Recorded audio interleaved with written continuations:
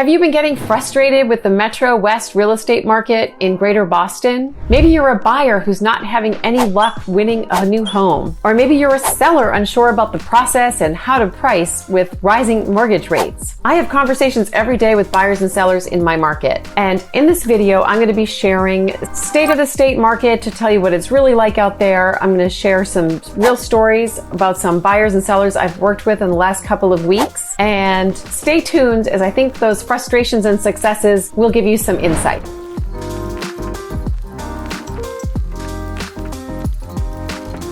I'm Jane. My channel is about relocating to Greater Boston, and each week I release a different video sharing highlights about different communities and towns and the state of the real estate market. So if you're thinking about moving to Greater Boston, please reach out, as I would love to help you. So generally in New England, and certainly in Greater Boston, the fourth quarter is the slowest quarter. Even in the crazy years of the pandemic, we did see some softening of the market in the fourth quarter. The reasons are fewer sellers are listing their homes. Weather's getting worse, days are getting shorter, we know snow and holidays are coming, and on the buyer side, families with children typically want to get settled in the summer or before school starts. So the spring market to us in Greater Boston starts in January and ends whenever everyone decides to go on vacation, and the fall market is basically Labor Day to Thanksgiving. Now, of course, there's always exceptions, and sometimes a family has to relocate and something great might come on the market the week of Thanksgiving. However, in general, fourth quarter is slower, prices tend to be softer, and inventories tend to be fewer, even in a more balanced market. Now, here in 2023,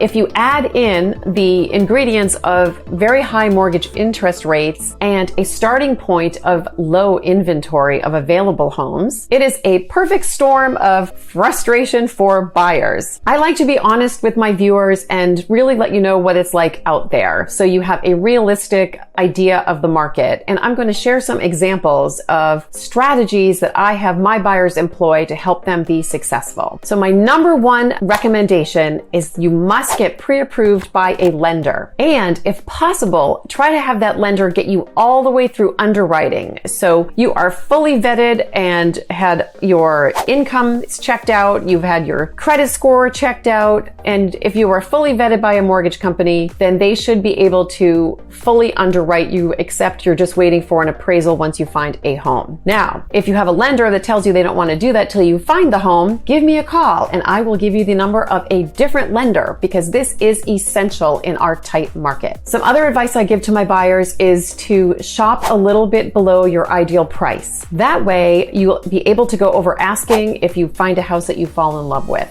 Another strategy is to shop in multiple towns and look at homes in multiple styles. Maybe you had your heart set on a colonial with a large lot that had some character and charm in a particular community, but I'm going to encourage you to widen your search, because there might just be a perfectly charming arts and crafts home that you find in a different town, and maybe that will meet your housing needs and also make your heart go pitter patter. Because of course, when you find a house that you want to make an offer on and fall in love with and raise your family in, we want you to be in love with it, whether the market is tight or not. One other strategy I give my buyers is to remember not to just look for the shiny pennies. A shiny penny has updated kitchen and baths, stainless appliances, tasteful decor, muted wall colors. So sometimes that home that has shag carpet that's been there since the 70s and maybe some dark wood paneling can be outstanding. It just might need a little bit of sweat equity put into it. One other thought about how to think about mortgage rates. I was showing a house a couple weeks ago with a broker I've known for many years, and she said, I tell my buyers, you should date the rate and marry the house. So what does that mean?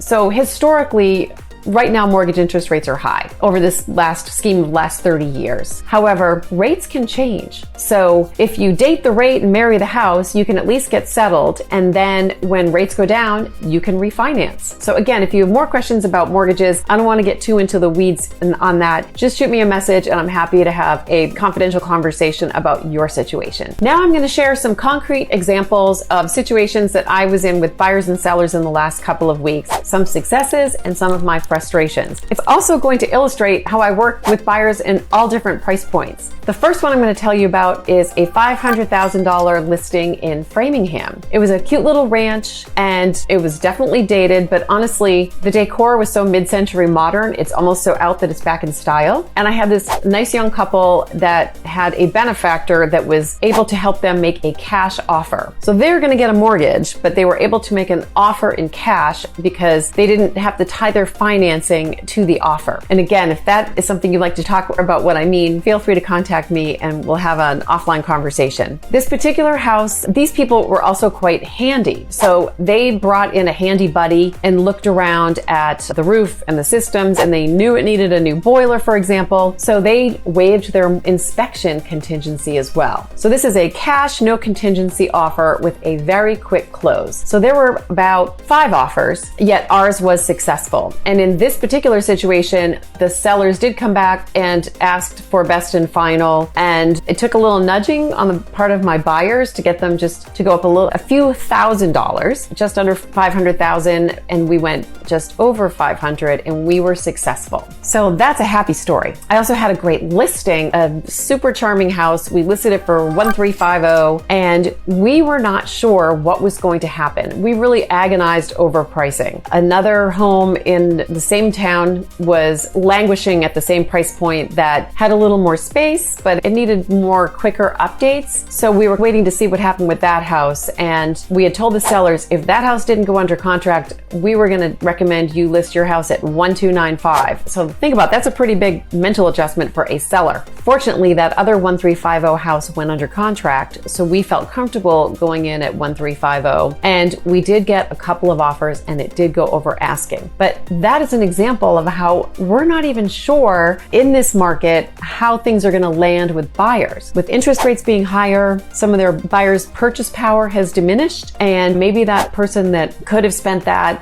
in the spring can't quite make it work right now, or wanted some money to do some updates and they just wouldn't have it. But we found a great buyer and the deal looks really solid. I have, on the frustration side, I have 2 relocating buyers who are living out of state, who one of them has a job that's starting here later in the fall, and one is a pretty much remote person. So they have been vigilant about shopping online and have popped up to look at a few things. And we have made one offer for one of them. The other one is newer in the process. However, that particular house that they made the offer on had about 13 offers. Things that they have been attracted to have been the shiny pennies. So they have been frustrated to see them go well over asking, and they're getting discouraged that something might not come on this fall. So we talked through some different scenarios. They could extend their lease, maybe they try to find a short-term rental up here. They're maybe widen their search a little bit more location-wise. So you do have some control in the process. It might just not be the ideal situation that you started off in. Now, if you're shopping for a home over 1.5 million, the story can be very different. Some homes are sitting for a couple of weeks, but however, there was another one that was on, it came on in the 19s and it had 14 offers and sold, I heard, for 2.2. That's in Wellesley. Realtors don't make up prices and assume it's going a couple $100,000 over asking. Sometimes they do, and sometimes we think they will and they don't. So